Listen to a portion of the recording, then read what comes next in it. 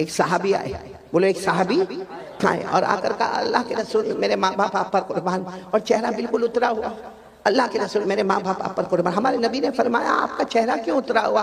کہا اللہ کے رسول بہت دعا مانگتا مگر میری دعا قبول نہیں ہوتی، بہت دعا مانگتا ہوں، رو رو کے دعا مانگتا ہوں، کبھی رات کو اکیلے میں مانگتا ہوں، کبھی دن میں مانگتا ہوں، لیکن میری دعا قبول نہیں ہوتی۔ تو ہمارے نبی نے فرمایا ایک کام کرو، قرآن پاک کی ایک آیت ہے جس میں اللہ کی توحید، بولو اللہ کی توحید، اللہ کی تعریف، اللہ کی عظمت بیان کی گئی ہے۔ ہمارے نبی نے فرمایا میرا امتی وہ آیت پڑھ لے، اس کے بعد دعا مانگ لے، اللہ تیرے ناممکن کو بھی ممکن بنا دے گا۔ اور فرمایا تو اکیلا نہیں، قیامت تک آنے والا کوئی بھی میرا امتی یہ آیت کو پڑھے گا، اس کے بعد مانگے گا، اللہ اس کی ہر مراد کو پورا کرے گا۔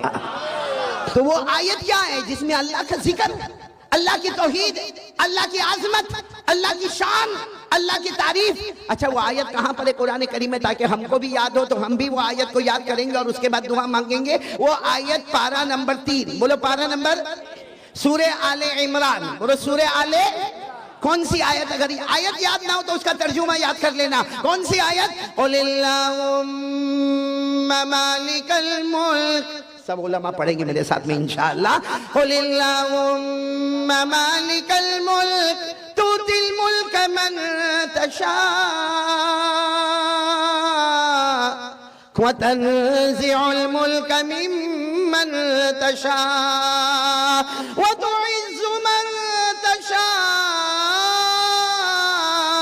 وَتُذِلُّ مَن تَشَاءُ بِيَدِكَ الْخَيْرُ إِنَّكَ عَلَىٰ كُلِّ شَيْءٍ قَدِيرٌ۔ اللہ تبارک و تعالیٰ فرماتے، دیکھو آیت یاد نہ ہو تو یہ ترجمہ یاد کر لو۔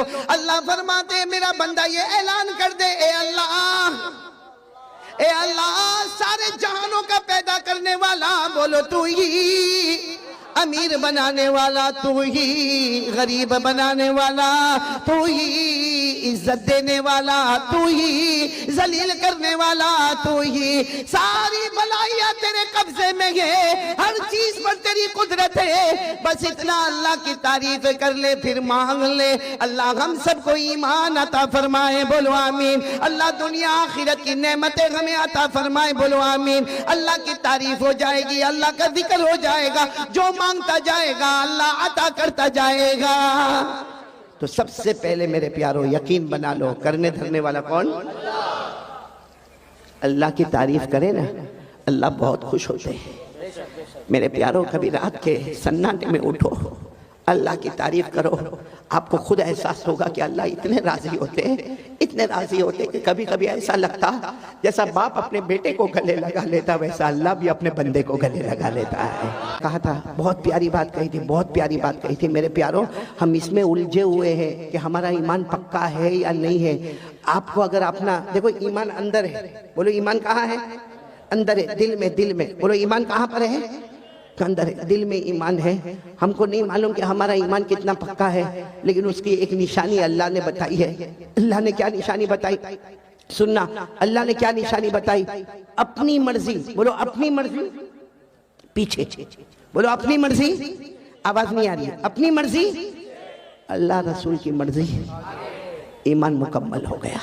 ہمارا دکان کا معاملہ، کاروبار کا معاملہ، بیوی کا معاملہ، بچے کا معاملہ، آخرت کا معاملہ، ہر معاملے میں پہلے یہ سوچنے کا۔ ابھی جیسے میں بیان کرنے بیٹھا، میں بیان کرنے بیٹھا، کیوں بیٹھا بھائی؟ میں پہلے ایسے اسٹیج پر نہیں آیا، پہلے سوچنا پڑتا اللہ میں کیوں جا رہا، اللہ میں کیوں جا رہا، اللہ اس لیے جاتا، اللہ تو راضی ہو جا، تو راضی ہو جا، اپنی مرضی پیچھے کر دو، اللہ رسول کی مرضی آگے کر دو، ہمارا ایمان مکمل ہو گیا۔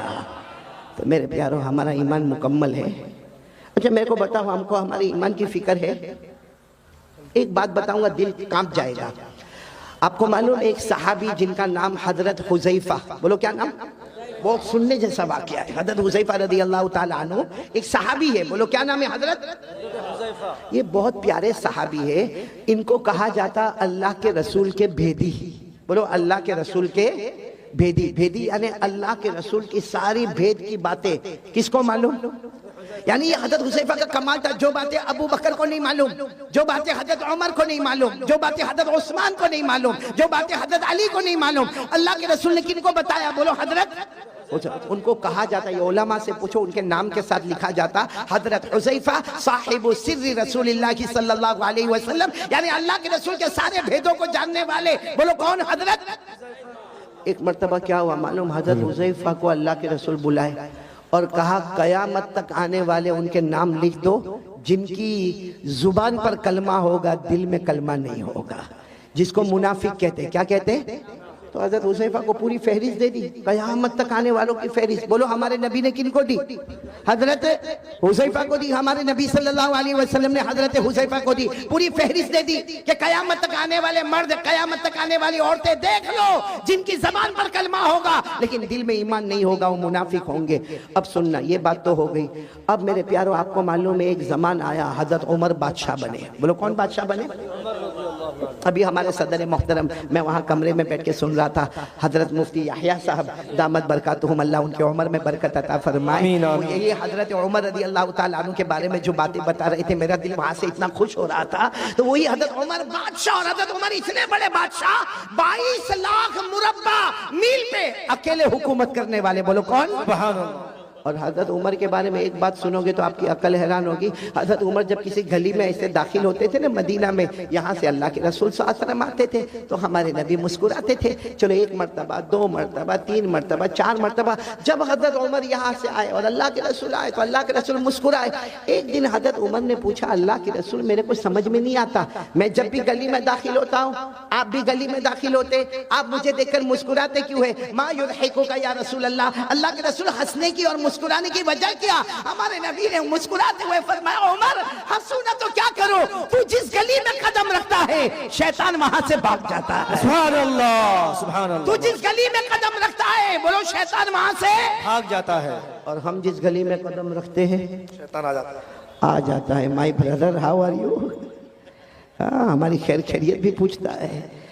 تو اب سننا، حضرت عمر بادشاہ بن گئے۔ بولو امیر المومنین کون؟ حضرت عمر۔ اچھا، مدینہ پاک میں کسی کا سننے جیسی بات ہے، ایمان کتنا ضروری ہے۔ مدینہ پاک میں کسی کا انتقال ہوا، بولو مدینہ پاک میں کسی کا انتقال ہوا، اور وہاں قاعدہ تھا کہ جب انتقال ہو جائے، بالکل جنازہ تیار ہو جائے تو اعلان کرنے والا اعلان کرتا، امیر المومنین عمر رضی اللہ تعالیٰ عنہ تشریف لائیے اور آ کے جنازے کی نماز پڑھائیے۔ اب وہ جنازہ تیار ہو گیا، اعلان ہوا کہ امیر المومنین آپ اپنے کمرے میں ہیں، جنازہ تیار ہے، صفیں لگ گئی ہے، آپ آئیے اور جنازے کی نماز پڑھائیے۔ حضرت عمر رضی اللہ تعالیٰ عنہ اپنی چادر کو سمیٹ کر اپنے کمرے سے نکلے، نماز پڑھانے کے لیے نکلے۔ راستے میں حضرت حذیفہ، کون؟ حذیفہ دھیرے سے کہتے ہیں، امیر المومنین، امیر المومنین ادھر آؤ نا، ادھر آؤ نا۔ حضرت عمر گئے وہاں پر، کیا ہوا؟ کہا مت جنازے کی نماز پڑھاؤ، یہ مومن نہیں ہے، منافق ہے۔ یہ جو جنازہ ہے، بولو مومن، اس کی زبان پر کلمہ تھا، دل میں کلمہ۔ میرے پاس جو لسٹ ہے نا، اس لسٹ میں ان کا بھی نام ہے، آپ جنازے کی نماز مت پڑھائیے، آپ چلے جائیے۔ حضرت عمر وہاں سے دوسری جگہ چلے گئے اور اعلان کر دیا، صلو علی صاحبکم، ارے کوئی نماز پڑھا دو بھائی، کوئی جنازے کی نماز پڑھا دو، میں جا رہا ہوں، کوئی جنازے کی نماز پڑھا دو۔ یہ کہہ کر حضرت عمر دوسری گلی میں گئے، کسی نے جنازے کی نماز پڑھائی، خیر وہ جنازہ اٹھا، بولو وہ جنازہ اٹھا، اور لوگ جانے لگے۔ جب حضرت حذیفہ جانے لگے تو حضرت عمر وہ گلی میں کھڑے تھے، وہاں سے کہتے حذیفہ ادھر آؤ۔